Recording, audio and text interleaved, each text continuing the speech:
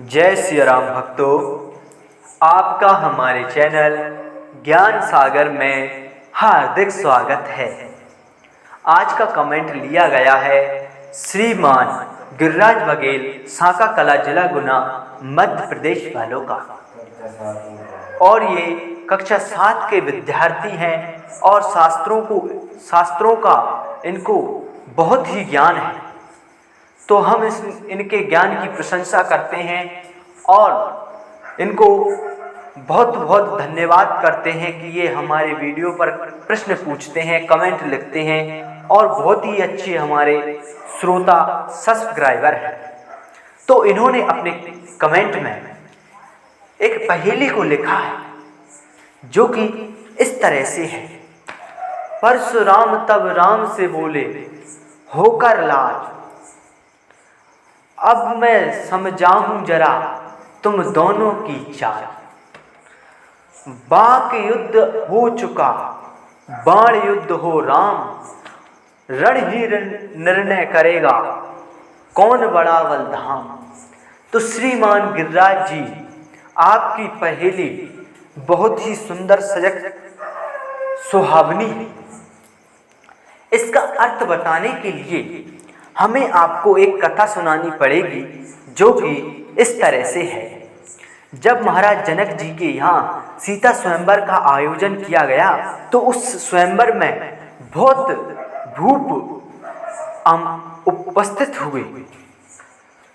तो उस सीता स्वयंवर में जो कि सीता जी उस पुरुष को अपने पति के रूप में स्वीकार करेंगी जो शिव धनुष पर चांप चढ़ा दे। तो सभी राजा शिव धनुष पर चांप चढ़ाने के लिए उठते हैं, लेकिन कोई भी राजा शिव धनुष को उठा तक नहीं पाता है। तब वहां पर भगवान श्री राम, विश्वामित्र और लक्ष्मण जी भी पहुंचे हुए थे। तो जब सभी राजाओं ने प्रयास कर लिया था और उनसे शिव धनुष उठाई नहीं, तो जनक जी बोले, क्या यह पृथ्वी वीरों से खाली हो गई है, क्षत्रियों से खाली हो चुकी है? अब मैं क्या करूं? अब मेरी पुत्री की शादी कैसे होगी? तो इतने ही स्वर जनक जी के सुनकर लक्ष्मण जी क्रोध से हो उठते हैं और जनक जी से कहते हैं, यदि हे महाराज मेरे भाई की आज्ञा हो तो मैं इस सारी पृथ्वी को भी अपने शीश पर उठाने की शक्ति रखता हूं। इसको एक गेंद की भांति उछाल दूं तो इसके तीनों लोक में पता नहीं चलेगा कि ये कहां चली जाएगी। तो विश्वामित्र लक्ष्मण को शांत करते हैं और भगवान श्री राम को कहते हैं कि हे राम, अब तुम जनक जी का संकोच हरो। तो भगवान श्री राम जैसे ही शिव धनुष को उठाने के लिए जाते हैं तो शिव धनुष को उठाकर उस पर चाप चढ़ाते हैं, तो चाप चढ़ाते ही शिव धनुष टूट जाता है। और इधर महेंद्र पर्वत पर परशुराम तपस्या करते हैं और धनुष टूटने की गर्जना उनको सुनाई देती है, जिससे वे लाल होकर, क्रोधित होकर जनक के यहाँ पहुँचते हैं और उनसे कहते हैं, ऐसा कौन सा क्षत्रिय है जिसने शिव धनुष को तोड़ दिया है? मुझे बताओ, उसको मैं मृत्यु दंड दूंगा।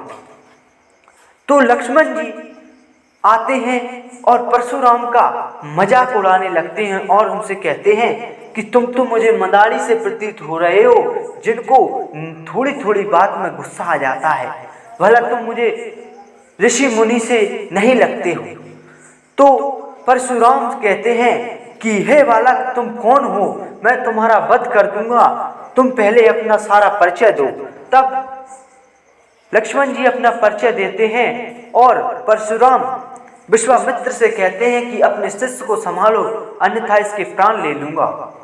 और मुझे ये बताओ कि इस शिव धनुष को किसने तोड़ा है? तब भगवान श्री राम सम्मुख आते हैं कि हे महर्षि, मैंने इस शिव धनुष को तोड़ा है। तो परशुराम कहते हैं, क्या तुम्हें हमारी शक्ति का आभास नहीं था और तुमने शिव धनुष को तोड़ दिया है?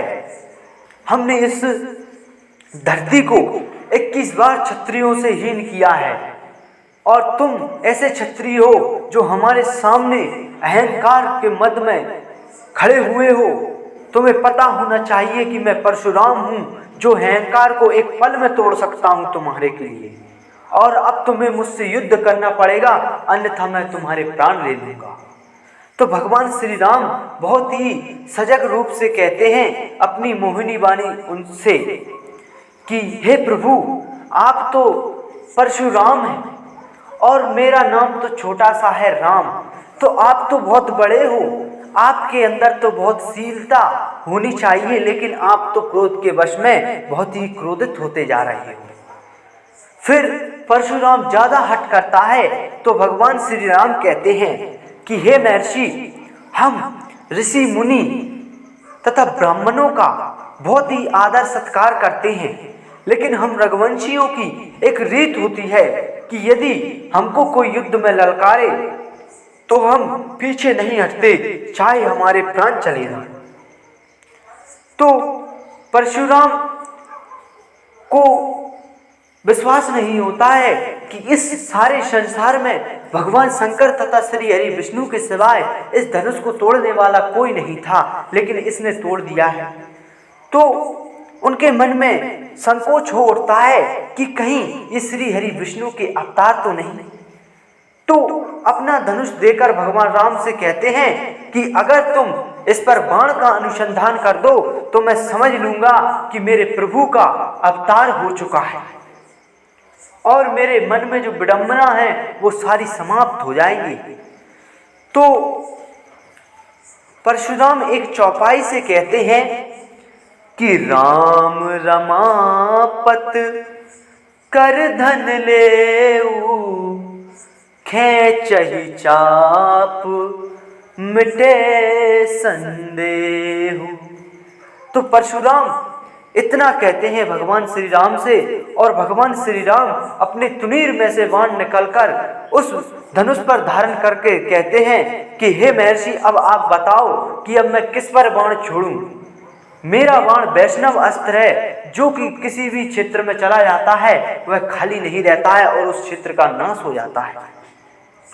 तो परशुराम जी कहते हैं कि मेरी जो तप द्वारा की शक्तियां हैं आप उस पर बाण छोड़ दीजिए, जिससे मेरा अहंकार और कम हो जाएगा।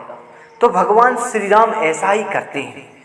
तो श्रीमान गिरिराज जी आपने अपनी पहेली में लिखा है, परशुराम तब राम से बोले होकर लाल।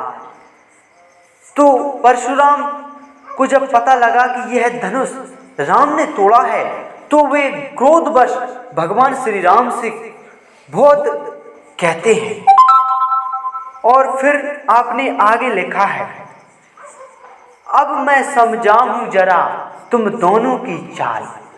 यानी कि एक तरफ तो लक्ष्मण जी क्रोधवश उनको और क्रोधित कर रहे थे और भगवान श्री राम शांत स्वभाव से ऋषि को शांत करना चाहते थे, लेकिन परशुराम ये समझ रहे थे कि एक भाई मृत्यु को आमंत्रित कर रहा है और एक भाई उसकी मृत्यु को बचा रहा है।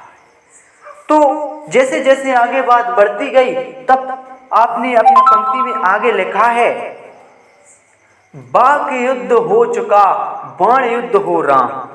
यानी कि अगर तुम मेरे धनुष पर बाण चढ़ा देते हो तो मैं समझ लूंगा कि तुम कोई अवतारी पुरुष हो, अगर नहीं चढ़ा पाए तो फिर तुम्हें मुझसे युद्ध करना पड़ेगा, तो मैं समझूंगा कि तुम एक क्षत्रिय हो।